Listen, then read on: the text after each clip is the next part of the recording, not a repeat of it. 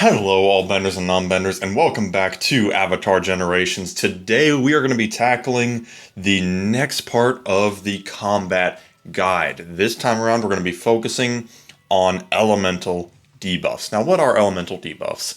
They are basically the main debuffs of the game. If you've played other games kind of like this, these elements are what handles the debuffing of your opponent. There are 5 elemental debuffs in the game.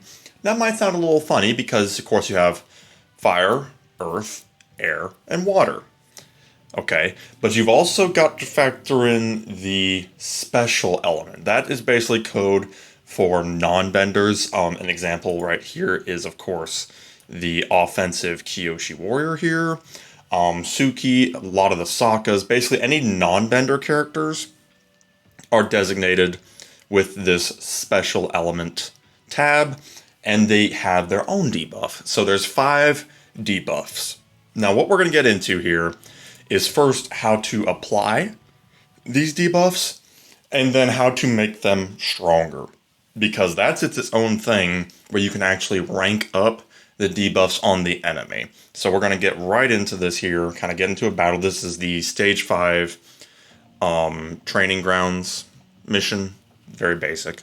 So, first thing we're going to do here is we're actually going to take a look at a couple move types first, because one way you can apply these elemental debuffs is if you have an actual bending type move. For example, special Ang or Peace Ang here is very special in that each of his abilities has a bending damage ability. For example, this one has air bending damage, meaning that it will inflict the air debuff on the enemy if you can beat the accuracy resistance check.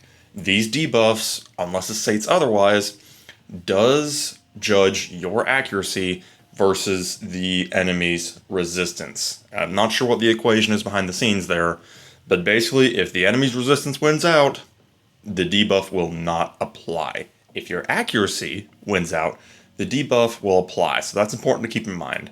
So kind of that's something to keep in mind here is some attacks just straight up deal the effect on their own. Peace Ang is a great example of that, and Boomy is a fantastic example of that as well. And there are a fair number of other heroes who do that same thing. So if we go into the battle here, you're going to notice that the bar at the bottom left, you might not be able to see it from my face, but that's okay. The bar at the bottom is going to start filling up. Now that's kind of the primary way to apply these elemental debuffs is combos. Let's say you do a combo with Iroh and Boomy here, okay? Whoever is the linker or the ender being, of course, in the 2-man, and then Linker and Ender in a 3-man combo, that last one is going to be the one to inflict their debuff. So Boomy is an Earthbender. He will inflict the Earth debuff, assuming this man survives, which he very well might not. He did not. He is done. He didn't like that. Nice thing is that we do have the Dojo Master kind of later on. That guy's a little more bulky. So the combos are going to be a major way of inflicting those debuffs. Let's see if we can't... Actually, you know what? I'm pretty sure this guy would be taken down by... Yeah, okay. So if we take a look here at Dojo Master, he's bulky, and we'll use Iroh because he's not as aggressive. So if we use this combo, Aang's going to attack, might inflict his air debuff. Yep. And as you can see, Iroh inflicted the fire element debuff. So that actually did work out well. So if you do a 3-person combo, you will inflict the debuff of both the 2nd person and the 3rd person, with the 3rd person ignoring resistance. That's kind of an advantage you have of using a 3-person combo, is that you actually do get to dodge that resistance check, which is rather nice. Now, I was hoping we would get to the elemental effects that you can get from the ultimate. Looks like we're not going to get there quite in this fight, but what we will do is we'll just get through this, and we will be right back with a fresh battle. And actually, you know what? Here's what we're going to do. This is, of course, is just a 3-man attack. I'm not sure if this guy will live, but we shall see. He did, in fact, live, so there you go. We got the 3-person combo. Iroh applied his debuff. Boomy applied his debuff. And then Aang technically did as well, because that's just the effect of his basic. So we're going to be right back with a fresh battle to show kind of the next way that you can inflict debuff. So be right back. Okay, so the next way that you can inflict elemental debuffs is from your ultimate attack. Now that's when your combo bar in the bottom left of the screen is full and you get this little swirling icon in the right side. I have talked about this in my combat guide, so you can kind of get the really good breakdown from that video as well. But what we're going to talk about here is when you do this ultimate attack, you will inflict the debuff of everybody in that attack, including the caster. So in this case, we have Aang, the Mashu soldier, and Boomy. You could put Iroh in here if you wanted a fire element instead of 2 earth elements, but we're going to stick with Boomy for now. And we're going to hit this little button here. They're going to go through their little cutscene. And of course, assuming the Dojo Master survives, we should see those elemental effects applied here. They're going to do their very cool little cutscenes, always fun. Nice little bit of personality to the game. And there we have it. They dropped, but the Umashu soldier survived. Very, very cool. Now, you might notice a few things here. His earth element has a little silver border around it. Now, what does that mean? That means it is currently a rank 2 debuff, and that leads us into our next conversation here, is how to actually rank up debuffs. When you rank them up, their effects become stronger, and they even get some new effects at ranks 2 and 3. So let's say you apply a rank 1 debuff, and then you apply another rank 1 debuff, like I did here. Both the Umashu soldier and Boomy applied a rank 1 debuff. Those two will combine into a rank 2 debuff.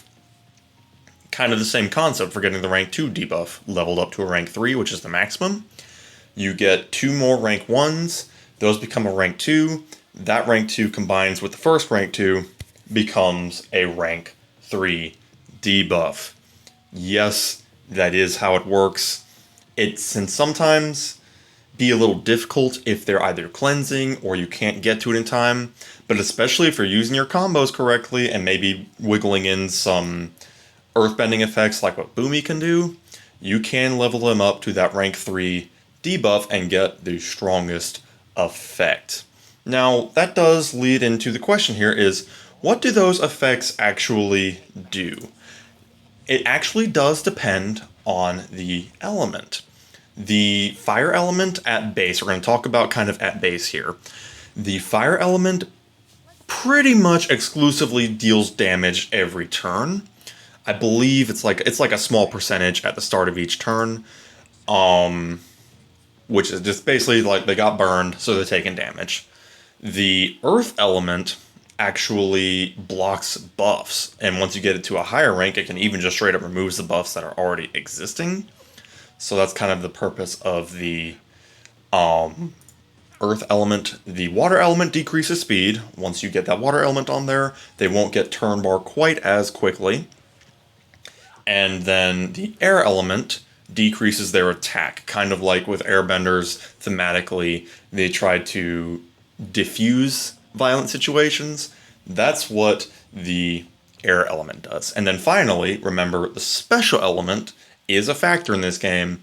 That one blocks healing. As long as that element is on the enemy, they cannot heal. So very cool stuff there. However, like I said, there are rank 3 effects. I am going to pull up some images on screen here to show all of them, because I do want to make sure I don't miss anything, but I do have some notes here as far as what they each do.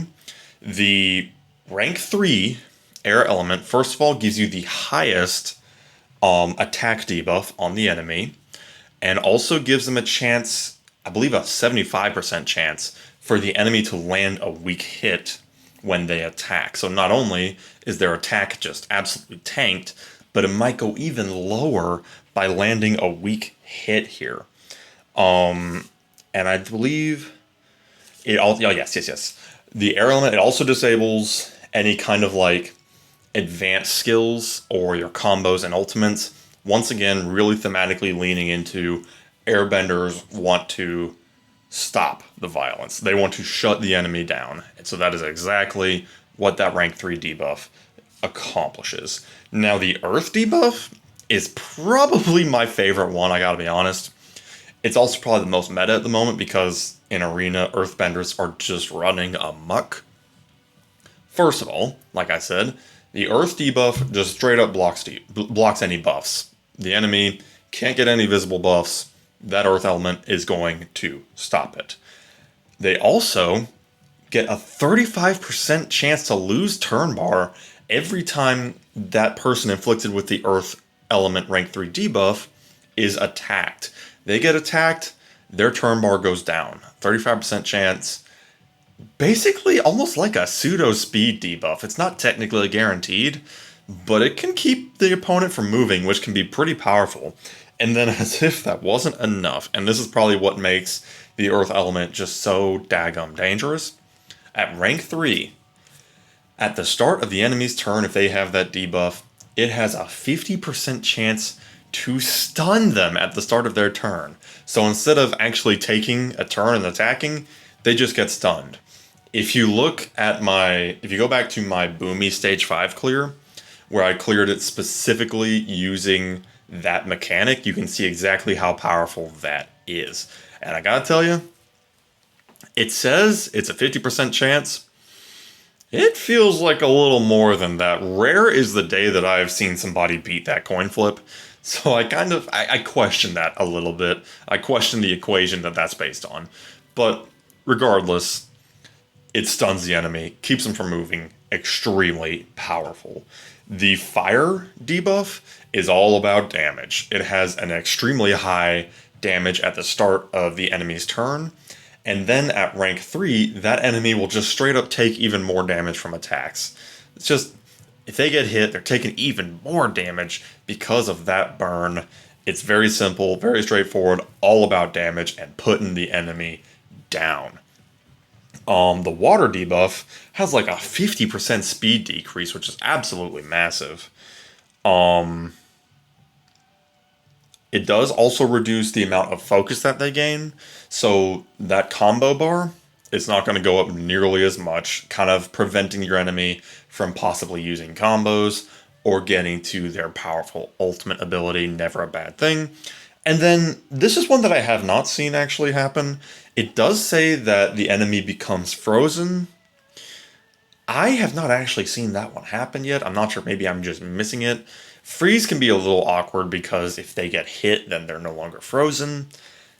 Hard to say on that one, but in theory, the enemy will become frozen.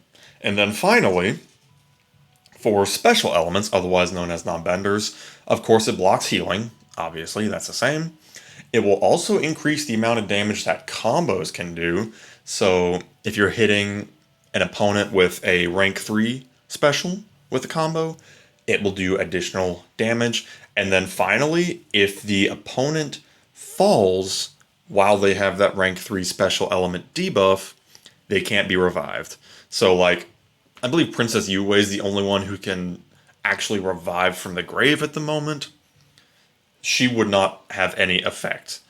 They would stay down. When Yue falls and does her passive, it won't matter because the enemy had that rank 3 special element debuff when they were hit. And that's really the breakdown of it right now. Something kind of neat to keep in mind, it's technically in the tutorials, but we don't have anything in the game about it yet. There will be sub-factions of that debuff involving sand and lava, and I think it says metal as well, but I could be wrong about that. So these alternate bending forms that are like an offshoot of bending, like sand bending and lava bending, we will get specific effects for those in the future if the tutorial is to be believed. Now, of course, all that is subject to change, but I think it would actually be pretty cool if we could get these sub-bending forms with their own debuffs just to see what they can do. So yeah, that is pretty much the breakdown at this point. It can be a very powerful resource if you know what you're doing. If you're having trouble with bosses, if arena's giving you trouble, reevaluate your debuff game. See if maybe you can get some more of those earth element debuffs to shut the enemy down. Maybe some air element debuffs if a boss is doing an extreme amount of damage. The Inagi immediately comes to mind. And just kind of keep that in mind, because every now and then that might save you. But that is about all we have for today. Hope you found this guide useful. Hope you found it enlightening onto why maybe some effects work the way they work. And we shall see you all next time. Have a good one.